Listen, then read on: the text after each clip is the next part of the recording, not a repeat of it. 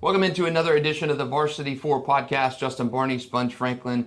We're coming to you, if you can believe it, week 5, the unofficial midway point of the high school football season. 5 teams playing 5 games in the regular, or 10 games in the regular season. So we are almost at that point. We've got a lot to talk about today, including new number 1 team in our Super 10s and a crazy week 4. So Sponge, biggest takeaway from week 4, how about number 1 Mandarin going down to Stark and losing 18-13 to Bradford? Yeah, it was.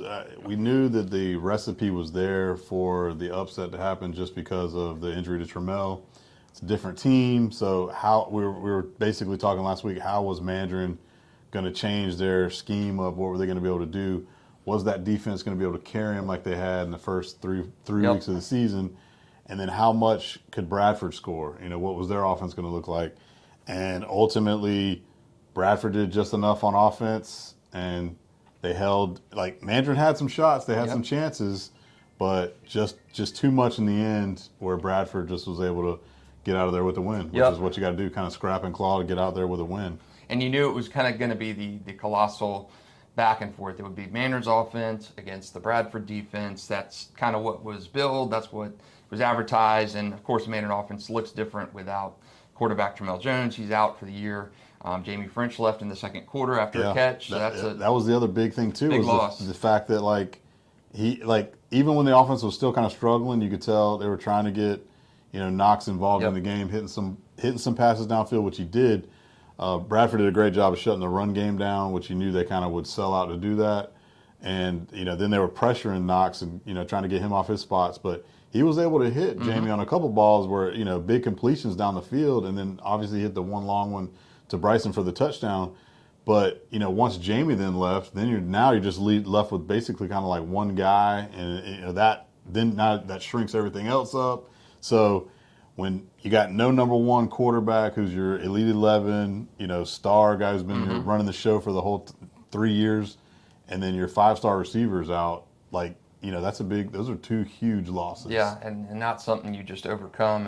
And Mandarin, such a good program, but when you lose your top 2 players, Trammell a couple weeks earlier and then Jamie late in the second quarter of that one, it presents a significant challenge against a team you're not used to playing against. It'd be different if it was a Sandalwood or Atlantic Coast or a Gateway team you've seen and you felt like you had the upper hand on.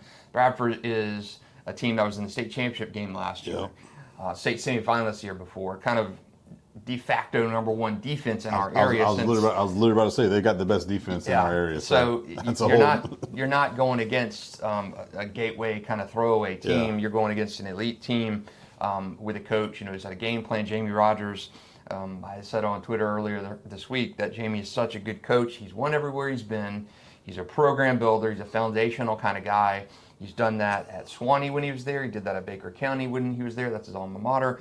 And he did that at Cook in Georgia, although he came back here for family reasons. And he's done that at Bradford. His 3rd year there, and they've lost 2 regular season games or 1 regular season game in 2 years. So pretty remarkable what he's been able to do. And he schemed that, and they knew they were facing a freshman quarterback and baited him with a throw in the end zone. That was an interception, which was a good Mandarin scoring drive that was denied.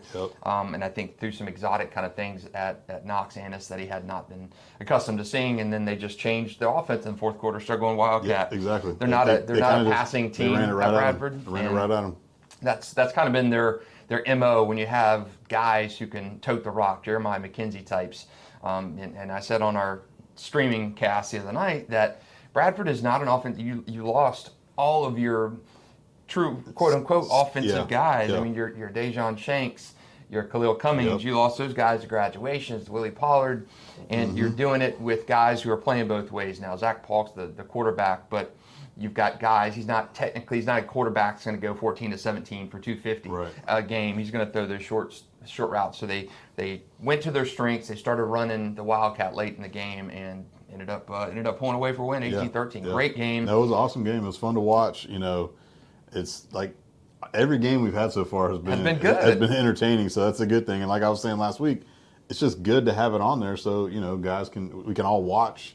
If we can't get to a game, you're able to at least watch watch one of the best games in our area. And it's lived up to it. I mean, Yeah. in week 1, our Varsity 4 game of the week, Range 32, Bulls 23. Fantastic game. Week 2 was Bartram. Bartram, which went down to the wire, 28-21 Ponte Vedra. Week 3, probably my most anticipated game, Bulls St. Aug was rained out. Yeah. And then last week, Bradford 18, Mandarin 13. So just a good stretch of games. And we got another one this week coming up. We'll talk about that in a minute. A few more from last week. St. Augustine 47, Riverside 35. Tayshawn Gelsey and Riverside offense continuing to kind of pick up the pace They're and be able to. They're finding themselves a little bit. Yep, and kind of being able to move it. And you've got 2 losses right now. You lost 35-7 to Oakleaf in week 1. A little disappointing there, but since then Riverside's offense has really been click. And you got 2 quarterbacks you're rotating in and out. You got Miles Kendrick and Tayshawn Gelsey. We've talked about those quite a bit. Those guys are home run players, takeover game kind of guys, and we saw that at St. Aug last week, 47-35. St. Aug's entered the week number 2 in Sponge and I's Super 10 rankings. So you're doing that at Foots Brumley Stadium. A game you probably could have won had your defense been able to hold them a little bit more. That was the big question mark going in. You kind of felt like maybe Riverside had found something offensively, which they have. Get it to your dudes. But could the defense then hold up against a high-powered, high-flying offense in St. Aug? Ultimately, when you almost get 50 put up on you, that's tough. So, like I say, Riverside gave a valiant effort. They played with them, they banged with them, and they did have opportunity. But you got to get stops when you're playing against St. Augustine. You got to do it because St. Aug's going to score just about every drive of the game. A few more from last week. I thought the Range win over Daytona Beach Mainland was nice. Redemption game. That was the only regular season game Range lost last year. They won 35-14. Mainland, of course, went on to win the state championship over St. Augustine last year. And they lost their head coach to Camden County. Travis Rowland went up there. So it's a transitional time for Mainland, but it's still a good win. Mainland has played some monsters this season, with the exception of Flagler, Palm Coast, and 0-4. But nonetheless, the Bucks are a perennial good playoff team. Yeah. So Reigns a little bit of redemption there. Bowls 35, Bishop Kinney 28, and I'm dropping Bowls in my Super 10 this week for a couple reasons. But man, BK had Bowls on the ropes. I'm telling you, 28-13 in the third quarter. I was a monster collapse in a sense for BK because Yes. I was like, Bowls is going down tonight. Yeah. Like that it was kind of like sticker shock. Because you're just thinking, yes, what was it? How many years have they beaten Bowls in a row? And they upset them a couple years ago right before the playoffs. The Bowls had won every game since 1977 that's until great. a couple years ago. So it's kind of like when they play, you're just like, it's Bowls is going to win. Yep. It's just by how much. And so when I saw that BK was up, I'm like, what's going on over there? I was like, is BK better? Or, what's going on? So we haven't really paid or talked about them much on the pod. So I was surprised by that, but in the end, Bowls somehow found a way to come back and win the ball game. It seems like they find ways to win in that game. I remember several years ago, I can't remember exactly what year, 15, maybe 18, 19, something along that time. But Bishop Kinney had Bowls on the ropes. Bowls throws a Hail Mary touchdown at Bishop Kinney and wins that game. Bishop Kinney, this team is really good. I like Derek Heidemann at quarterback. I saw him play in the spring game at St. Augustine. He offers a lot of potential for Tim Krause at Bishop Kinney. He's a different quarterback than James Reeser, but I like Derek Heidemann. He's capable of that big. It seems like Reeser was more of a controlled quarterback, right. and he could run it, he could throw it, but Heidemann I think is a little bit more of a sizzle kind of player. He gets ball down the field quick and stuff. So I think they operate at a faster pace with Derek Heidemann, and they have done really well. And I consider putting Bishop Kinney in my Super 10 this week just from how they played. And they've got a tough one against Beachside in week 5, which I do think that's a winnable game from Beachside and Bishop Kinney. But I'm really impressed with Bishop Kinney from what they did. And Bowls is Bowls. They know how to win these games. You don't ever get too low. You don't get too high. You kind of play through. But Bowls is 2-1, and big credit to them for coming back and winning that game. You scored 21 basically to finish it off. I mean, when you're down by 2 scores, that's you got to give props to them. But it's just like, why did you get in that situation to begin with? So credit to both teams for how they played. Obviously, one team's got to lose, but BK with a little bit of the surprise, but then Bowls, does what they do, somehow find a way to win. Even when you're down 2 scores. You pitch a shutout in the final 15 minutes of that game. So a pretty solid performance by Matt Toblin's Bowls defense to kind of know you couldn't give up anymore and ended up finishing that off. So another couple other good ones.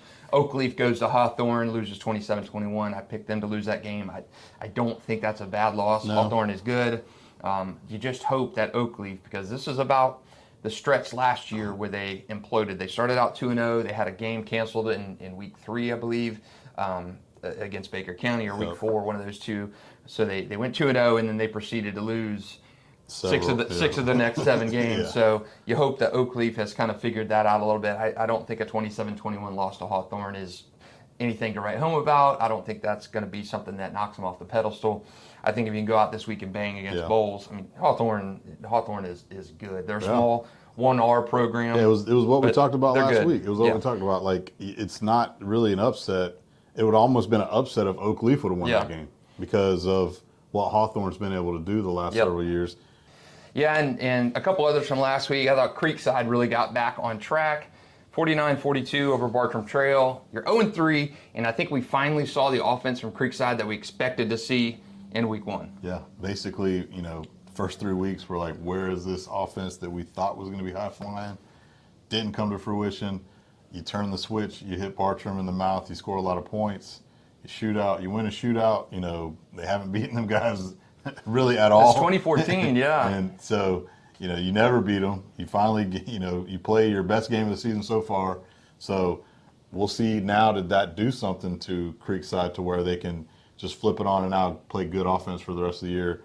Hopefully your defense can find itself, along the way. But, for what we thought was going to be a good Creekside offense, it's good to at least see that they finally clicked against Bartram. Yeah, really good to see for Sean McIntyre. Sean Ashfelder, Rutgers committed quarterback, 5 touchdowns last week, and the Creekside defense got to stop late in that one. So good one for Creekside. Tough one for Bartram, coming off a 43-42 overtime win over Ware, and you kind of let it down. So maybe this is kind of the switch that flips things for that second half of the season run for Creekside. So good win for Sean McIntyre the Knights. Another one, Beachside and Ponte Vedra. I thought a good showing, a better showing from Beachside than I was thinking. I thought Ponte Vedra would win that game handily.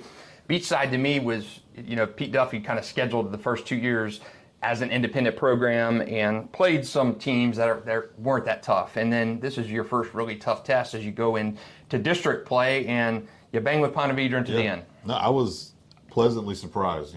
We thought this is going to be their first big test. Would they get just, run off the field? Mm-hmm. And they actually played pretty good ball to bang with a Ponte Vedra team who we think is one of the better teams, in our area. They're obviously in our top 10. They've been in our top 10 kind of the whole season. They've had some nice wins. They've got a good defense. It was, Beachside had been putting up big numbers offensively with their passing game. And just offensively, they've been looking good. Obviously, they've been playing lower tier opponents. Mm-hmm. So it was going to be, how does this translate into now playing kind of a bigger boy, a bigger team? And, they didn't come out with a win, but they actually played good ball. So I want to see what that now translates into the rest of their season by, playing somebody now that's respectable in a sense, to see how Beachside can go on, through the rest of the season. Yeah, you got Bishop Kenny this week, too. Yeah, exactly. And that's a game where Bishop Kenny is, a traditional team that's, obviously they have up and down seasons, but they're good. They're not just they're not Paxton and some of these like cream puffs, as we would say. So yeah, another good challenge this week, and I'm looking forward to see, now that they're playing somebody, how they fare. Yeah, I'm with you. I think Beachside, the arrow is really pointing up on the Barracudas and Pete Duffy. Before we look ahead to week 5, we do our Super 10, and man, the Super 10 for me this week was extremely tough. You had the top team losing, the number 10 team losing, all kinds of carnage elsewhere. So it was tough for me. It was really tough for me to decide this week on who to go, Sponge. And my number 10 team, I'm going to go 10-1, and it was tough. Yeah. It was tough for me. I left Bartram Trail in at number 10 this week, and my other options were like a Riverside. They were coming off a loss. Bishop Kenny coming off a loss. Beachside coming off a loss. Yeah. So I ended up staying and taking the safe route, moving Bartram Trail down from 9 to 10. So I didn't want to do it, but that's who I've got at number 10. At number 9, it's just so tough. Oakleaf at number 9 for me. Baker County moving into the rankings at number 8. Ponte Vedra at number 7. Bowles dropping from 5 to 6. Nice at 5. Mandarin at 4. It's so tough. I wanted to move Bradford at number 1, but I got Bradford at 3, Range at 2, and St. Augustine moving from 2 to 1. Yeah.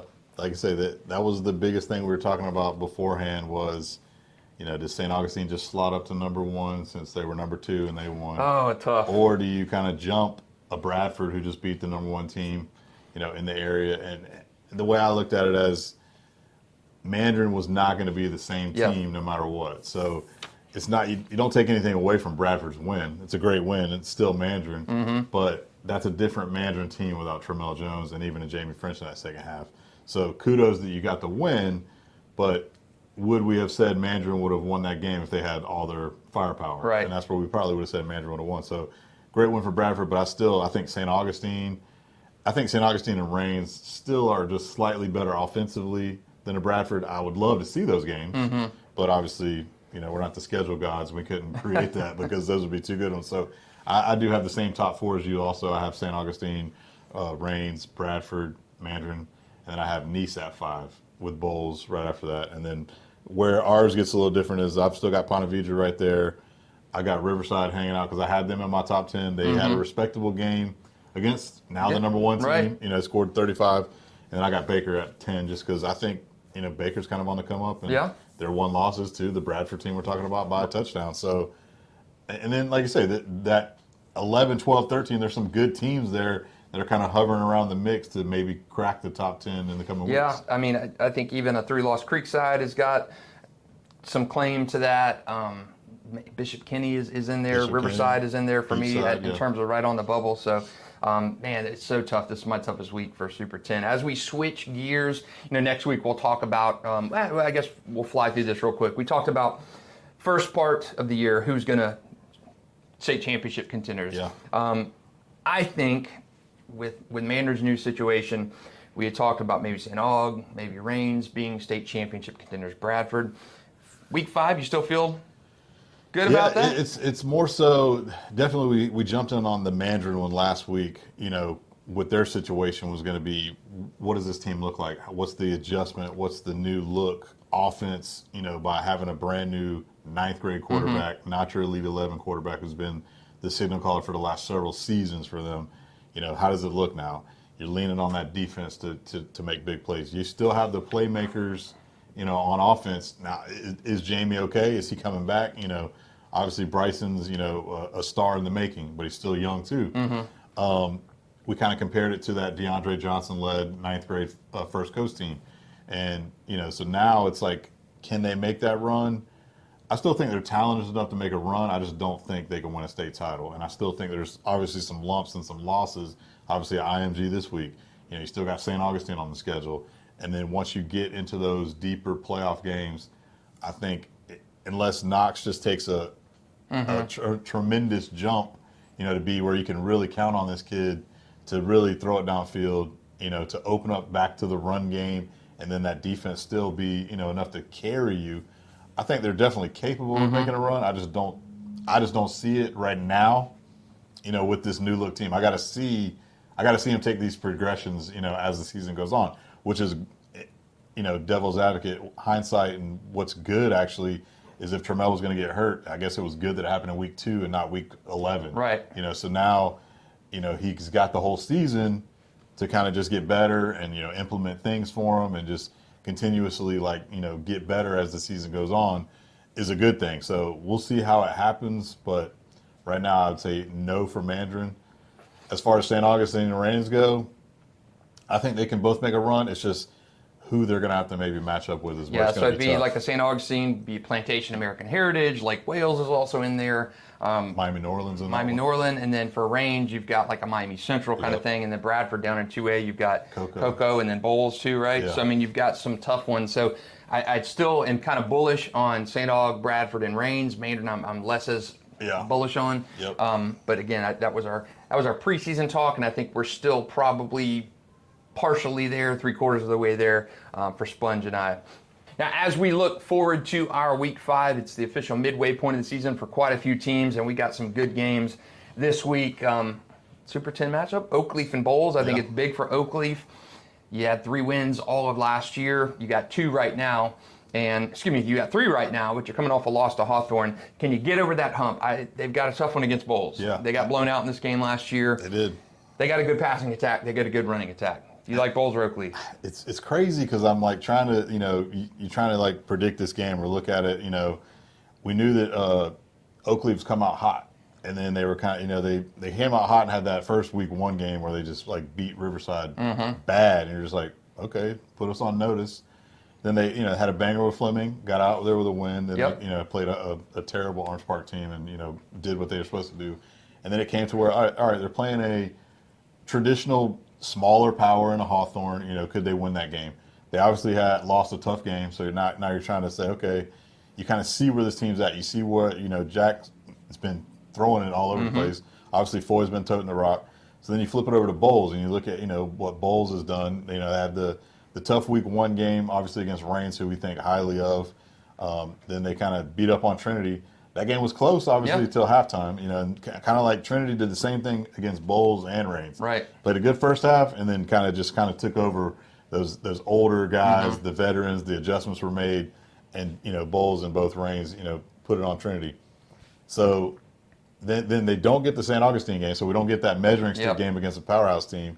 And now all of a sudden you have that wild card game last week where you're like, Bishop Kenny's beating Bowles. Right. So now it's like I want to pick the upset here. I want to pick the upset and say, I think Oakleaf has what it takes to make this game interesting, just because of the way they have the balance on offense. But again, Bowles is Bowles, so I think we're in for a great ball game, and I think it's going to be a 4-quarter game, and it's going to come down to the end. It's just kind of who does make those plays. I'm with you. I think it's good. I think it's a good one. I think Bowles has been shown it's susceptible to being beaten. That dialed in that comeback last week against Bishop Kenny, but I do think Bowles Oakleaf could possibly be the best game of the week. Our game of the week, we're going to be at Trinity Christian Columbia. Going to Trinity Christian gives fans a chance to see the Lake City Columbia Tigers and Brian Allen against Trinity, and this has been a pretty good rivalry over the years. And for Trinity, it's another chance.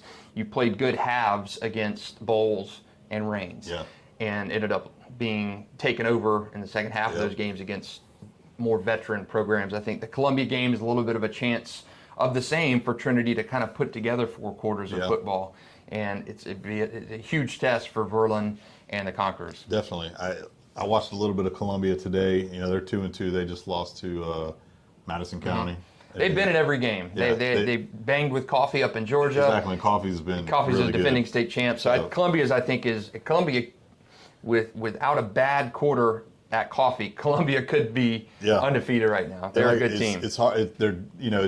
Columbia's, they go in waves where like they'll have just tremendous athletes and studs all across the boards, but they're always going to, if they don't have those high-powered stars on the team, Brian Allen's going to have those guys playing good ball no matter what. So they're going to play defense. They're going to, they always have some kind of mobile quarterback who's going to run all over you. So Trinity's got to just kind of do what they did in those good quarters to where, they got to be able to run the ball a little bit. Obviously, the quarterback play, throwing the ball has been the struggle. They've done enough throwing on the short balls.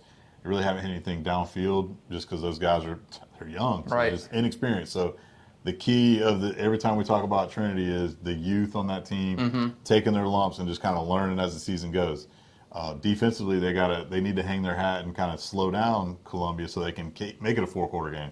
So hopefully, they can put together all 4 quarters and make it a game and, come out with a win. Yeah, you've been there for 2 quarters against some pretty good teams in Reigns and Bowles, but you got to call them the championship rounds in boxing. Yeah. You got to be able to do those championship rounds on the football field because Trinity's been a good 2-quarter team every game this year. And I think just the difference is in those championship rounds, the 3rd and 4th quarter. So I think we'll be in for another good one. All 4 of our games, or 3 of our games of the week so far have been really good. Bradford, Mandarin. Last week we lost, of course, the good one in Bowles and St. Augustine in week 3. Ponte Vedra Bartram in week 2, and then Bowles Reigns in week 1. All have been good. You can watch that game starting 7 o'clock Friday night at news4jax.com, the News4Jax Plus app, and through your streaming service on whatever streaming stick you have. So make sure to check that one out. I think that's going to be a good one. I think possibly the best game of the week, Nice, St. Aug, a Super 10 matchup, a St. Johns County heavyweight collision, our number 1 team and our number 5 team in the area. This rivalry has been so good. Tim Tebow came to Nice and just infused this rivalry. 2003, 04, 05, they were 3 of the best years of football that I've ever covered. And they didn't beat. Tebow never beat Nice. Yeah. Tebow never beat St. Augustine. It was 0-4 against them, 0-3 in regular season, 0-1 in the playoffs. Nice actually beat St. Augustine for the first time in many, many years, the year after Tim Tebow left in 2006. So this is going to be a good one. Touched on Nice earlier on. Their offense, we think about Nice and offense a lot. Yeah. But defense, they have been killing it. They crushed Fletcher last week. They've given up 14 points all season. No, that's I think the biggest surprise. We know, like we said, they've always either had some sort of receiver who was going off Dom Henry, or Stokes has been good at quarterback. Offensively, they've been good.